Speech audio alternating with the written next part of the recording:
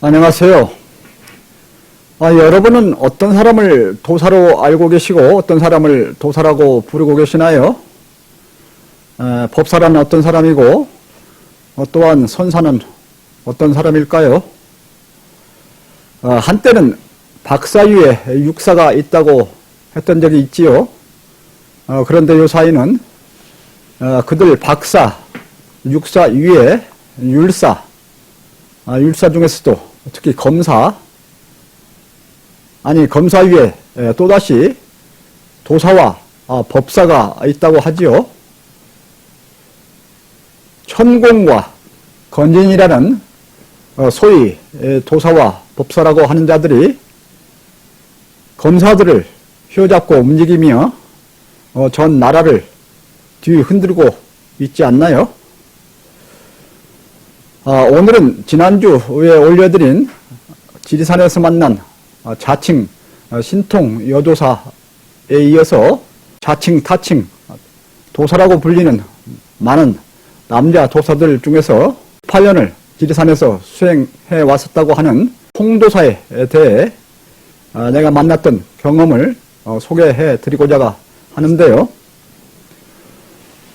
먼저 도사라고 하면 산속에서 그저 오래 지내며 소위 수행이라는 것을 해오고 있는 사람을 말하는지, 아니면 좀 더 나아가서 수행으로 어떠한 초능력을 얻어서 이를 발휘하고 있는 사람인지, 사전을 찾아보니 도를 갈고 닦는 사람, 도교를 믿고 수행하는 사람, 또는 어떠한 일에 대해서 도가 트여서 능숙하게 그 일을 해내는 사람을 비유하게 된다, 이렇게 풀이를 하고 있는데요. 나는 히말라야와 지리산에서 수많은 고행인, 수행인들을 만났었지만 지난주에 지리산에서 만난 여도사 경험 하나를 소개해 드렸으니 이젠 남자도사에 대해서도 경험 하나를 소개해 드리고자 하는 것입니다.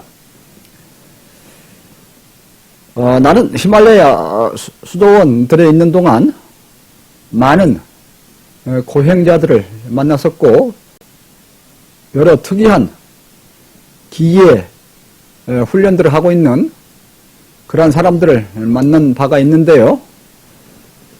특히 네팔의 한 수도원에서 영국 BBC 방송 다큐멘터리 주인공이었던 독일 태생의 여성 고행 수행자 림포체를 만나서 그녀의 생활을 옆에서 지켜보면서 여러 대화를 나눈 적도 있습니다. 내가 지리산에 있는 동안 내 명상터는 해석대피소, 벽소령 대피소, 연하천 대피소 이들 사이 1000m 앞뒤가 되는 고지대의 바위들 밑에 몇 곳이 있었는데요. 그 명상터 공통의 베이스캠프 거처로 쓰던 곳이 삼정이라는 곳이었는데요. 그곳에는 네 수행처가 있었고 보통 때 일반들 날에는 나 혼자 지내고 있었습니다. 그리고 그중 하나는 주말이면 멀리에서 그 주인이 와서 의지에서 예약해 두었던 사람들에게 염소고기를 팔고 가곤 하는 곳이었습니다. 내가 그곳에서 있었던 중 눈이 펑펑 내리는 1월 초 어느 날 초저녁에 밖에서 뜻밖의 인기척 소리가 들려왔습니다. 내 거처에서 약간 떨어진 다른 수행처였는데요. 문을 열고 내다보니 어스름한데 어떤 한 남자가 그 거처로 들어와서 입구에서 눈을 털고 있었습니다. 온갖 눈투성이었는데요. 그 눈을 털고 있었습니다. 나가서 물으니 평소에 그 거처 주인과 잘 알고 지내는 사이인데 가끔 들려서 그곳에서 자고 가곤 한다고 했습니다. 짐을 풀고 식사를 해결하겠다고 하기에 내가 라면을 끓여다 주었습니다. 그리고 곁에 앉아서 통성명을 하고 어떻게 이 늦은 시간에 이 높은 외진 곳에 오게 되었는지를 물으면서 이야기가 시작이 되었는데요. 그는 본인이 젊었을 때 했던 사회생활과 얼마 동안의 가정생활, 그리고 그 후 지리산에 들어오게 된 동기에 대해서 또한 지금 후 지리산 생활에 대해서 이야기를 해주었습니다. 젊었을 때는 도시에서 월급쟁이 직장생활도 하고 조그만 자영업도 해보았다고 했습니다. 특히 여러 여성들을 만나 연애를 즐기기도 했다고 하고 결혼 후에 가정을 꾸미고 살면서 사업을 하면서 사람들과 그리고 부인과 돈 문제로 수많이 다투면서 너무도 쓰라린 사람들의 속임과 야속함과 비정함을 겪으면서 결국은 이혼을 하게 되고 부모, 형제, 가족을 떠나서 지리산에 들어오게 되었다.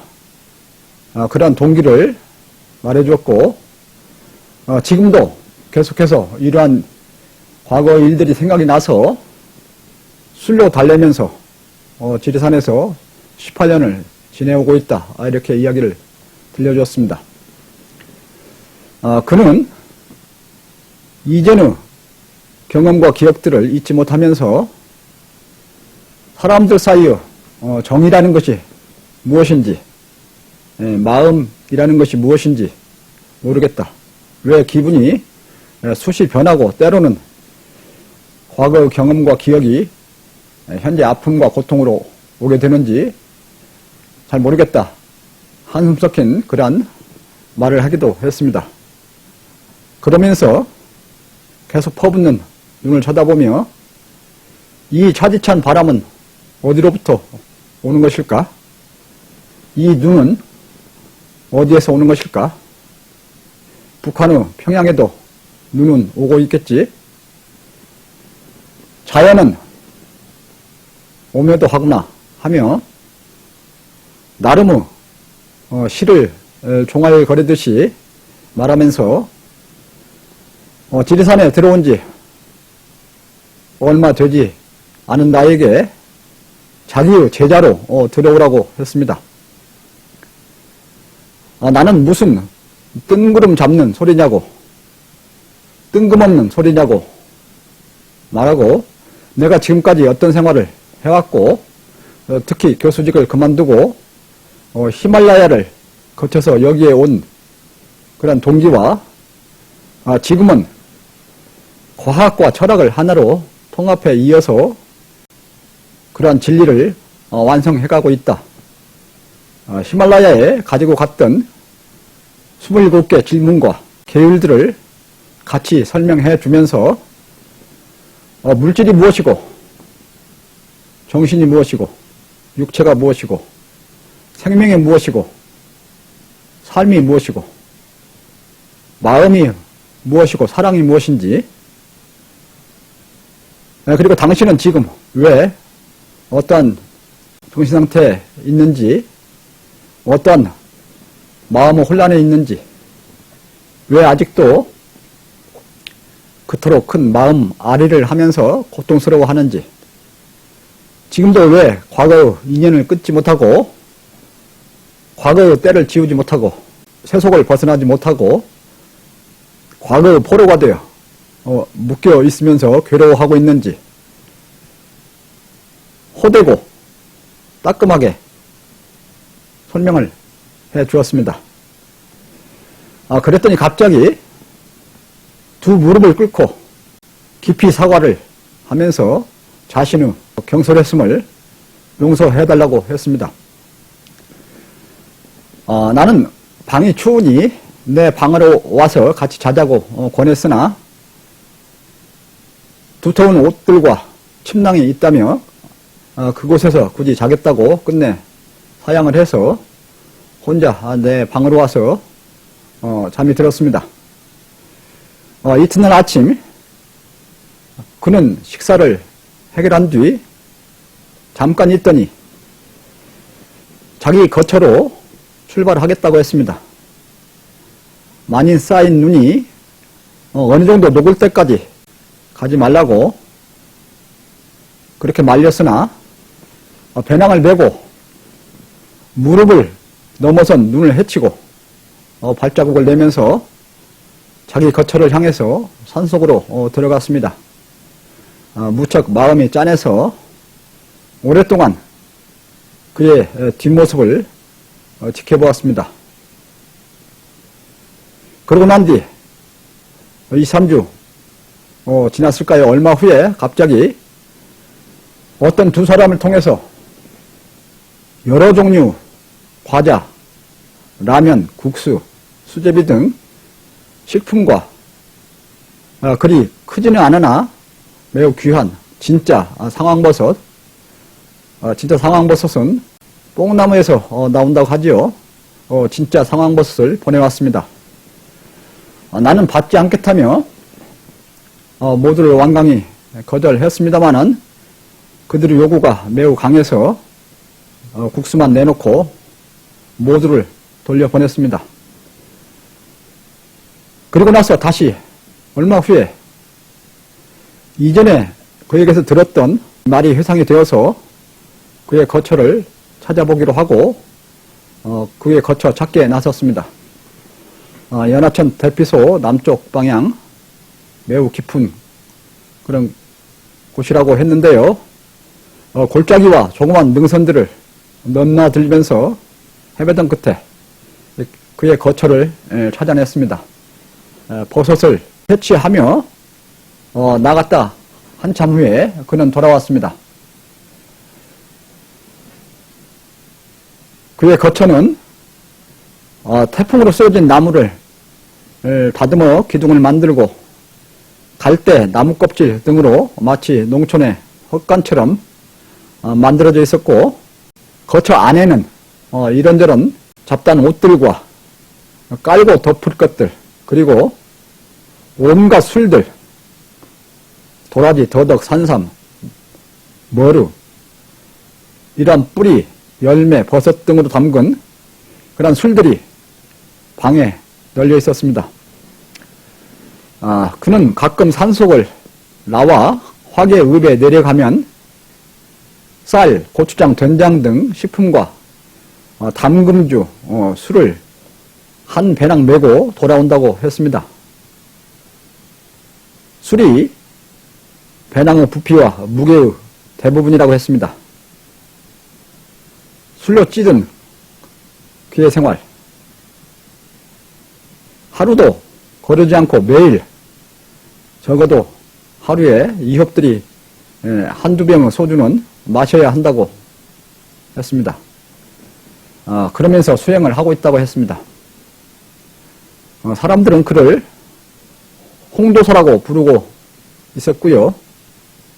그런데 그는 깊은 진리에 대해 탐구하는 것은 아니었고 주로 마음 공부, 어떻게 하면 마음을 다스릴 수 있는지, 미움과 증오는 어떻게 누그러뜨리고 사람들과의 처세는 어떻게 하면 좋은지 그러한 것들을 공부하고 있는 듯 했습니다. 생활비는 주로 항암 치료에 좋다는 상황버섯 그런 것들 채취해서 팔며 쓰고 있다고 했습니다. 나는 차 한 잔을 대접받고 내 거처로 내려왔습니다. 그 뒤는 그를 만나지 못하고 보지 못하고 얼마 있다가 저는 덕유산으로 책 정리를 위해서 왔습니다마는 그는 지금도 같은 곳에서 지내고 있을까요? 아니면 언젠가 지리산을 나와서 지금은 어느 도심 어디에서 살고 있을까요? 나보다 10여 살이 아래라고 기억이 드는데요. 같이 많이 늙어 있을 나이인데 어디에서 무엇을 하고 있을까요? 혹시 이 영상물을 보시면 연락을 주시기 바랍니다. 네, 감사합니다.